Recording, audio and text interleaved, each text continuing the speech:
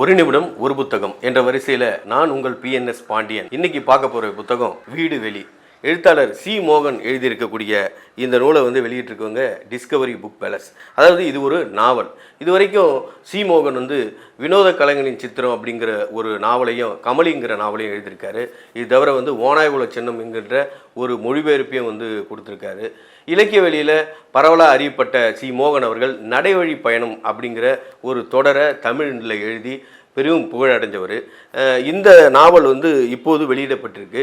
ஒரு 11 நாட்கள் நடைபெறதாக இருக்கக்கூடிய 11 அத்தியாயங்களாக பிரிச்சிருக்கக்கூடிய இந்த நாவலில் ஒரு எழுத்தாளன், அதாவது ஒரு இலக்கியவாதியுடைய ஒரு வாழ்க்கை, ஒரு மத்தியதர வயதுடைய ஒரு இலக்கியவாதி, அவன் திடீர்னு ஒரு விபத்து ஏற்படும் போது அவனை யார் காப்பாற்றுறா, அதுக்கு பிறகு அவன் மருத்துவமனைக்கு போகிறது, இப்படின்னு சொல்லி நாவல் விரியுது. இதில் அவருக்கு ரொம்ப துணையாக இருக்கிறது ஒரு அனிதான்னு ஒரு பெண்.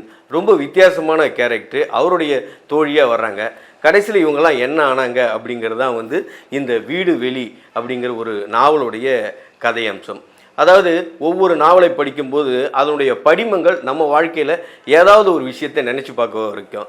அந்த வகையில் இதில் சில இடங்களில் காதல்கள் இருந்தாலும் கிருஷ்ணன் என்கின்ற இந்த கதாநாயகன் மருத்துவமனையில் தங்கியிருக்கும் போது அவனுக்கு ஏற்படக்கூடிய கடந்த கால அனுபவங்கள், குறிப்பாக சொல்லப்போனால் தன்னுடைய தாய்க்கு எழுத படிக்க தெரியாத தன்னுடைய தாயை கையெழுத்து போட சொல்ல கற்றுக் கொடுக்குற அந்த காட்சி நிறைய விஷயங்களை மனசுக்குள்ளே தூண்டியிருக்கு. நீங்கள் உங்கள் அம்மாவுக்கு கையெழுத்து போட கற்றுக் கொடுத்துருக்கீங்களா? இந்த நூலை பெற விரும்புகிறவங்க டிஸ்கவரி புக் பேலஸை அணுகலாம். நன்றி, வணக்கம்.